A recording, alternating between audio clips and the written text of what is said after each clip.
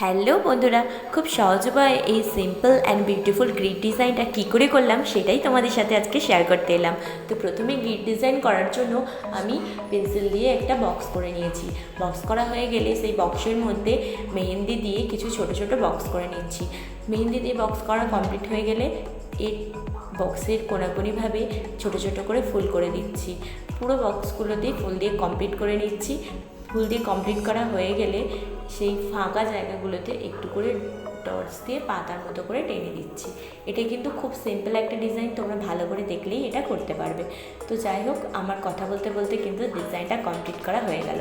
তারপরে এই মাঝখানে ফাঁকা জায়গাগুলো ছিল, এখানেও একটা করে ডটস দিয়ে দিয়েছি। তো দেখতে ডিজাইনটা কেমন লাগছে তোমরা অবশ্যই কমেন্ট করে জানিও। আমার কিন্তু ডিজাইনটা পুরোপুরি কমপ্লিট হয়ে গেছে। তো আজকের মতো টাটা, বাই বাই। ডিজাইনটা কেমন হয়েছে কমেন্ট করে জানাতে কিন্তু ভুলো না। Bye bye.